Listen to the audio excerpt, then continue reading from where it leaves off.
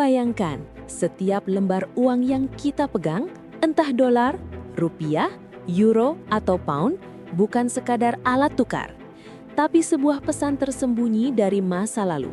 Sandi rahasia yang disisipkan oleh para penguasa dunia, agar hanya mereka yang paham maknanya. Awal misteri.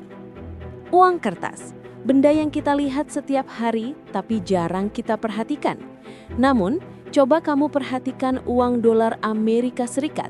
Di sana, ada gambar piramida dengan satu mata di atasnya. Simbol itu disebut Eye of Providence atau mata yang melihat segalanya. Banyak orang percaya simbol ini bukan sekadar hiasan, melainkan tanda keberadaan kelompok rahasia, Illuminati, organisasi misterius yang diyakini mengendalikan sistem ekonomi dunia. Mereka menanamkan simbol mereka di uang sebagai cara menandai kekuasaan mereka atas dunia modern. Asal simbol di dolar Amerika Serikat.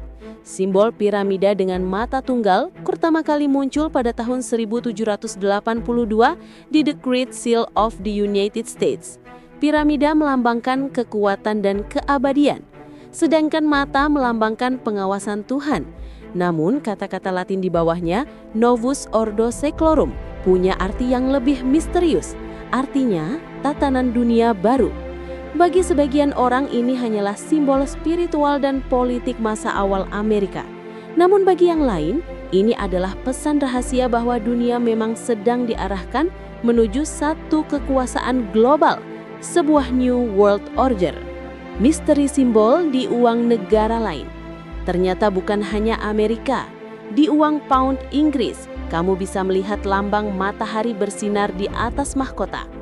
Beberapa peneliti percaya ini melambangkan pencerahan kekuasaan, simbol masonik yang mengisyaratkan kerajaan sebagai pusat cahaya dunia. Uang euro menampilkan jembatan dan pintu gerbang, yang konon melambangkan persatuan di bawah satu sistem ekonomi global, bukan sekadar simbol arsitektur.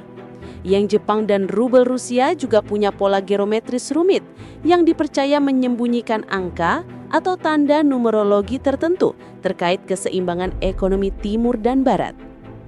Mata satu dan piramida, simbol yang selalu muncul.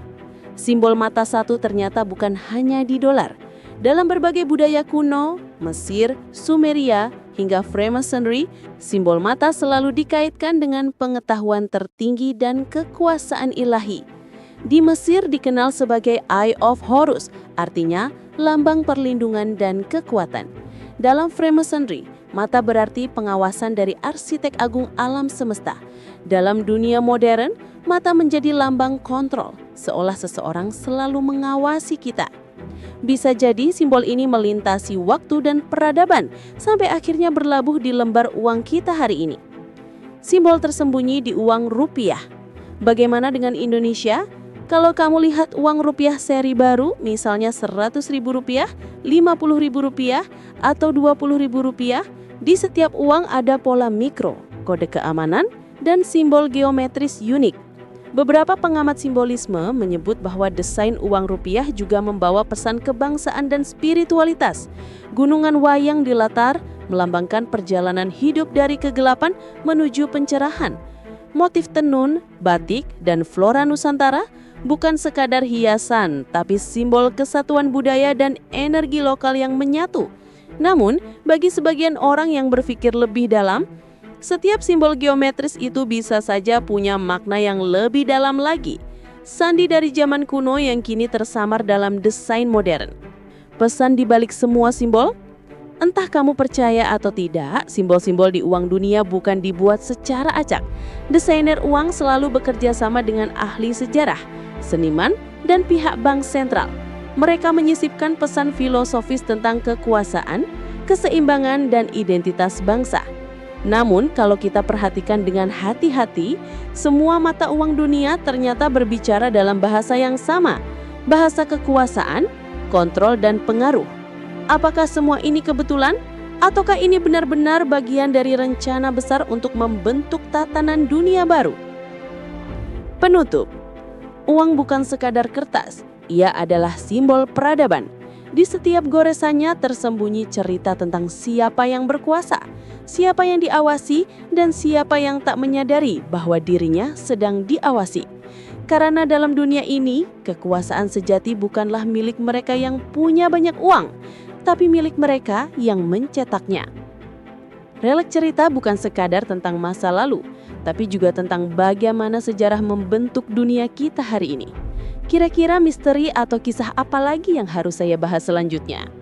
Tulis pendapat dan saran kalian di kolom komentar ya. Siapa tahu cerita pilihan kamu yang akan saya ungkap di video berikutnya.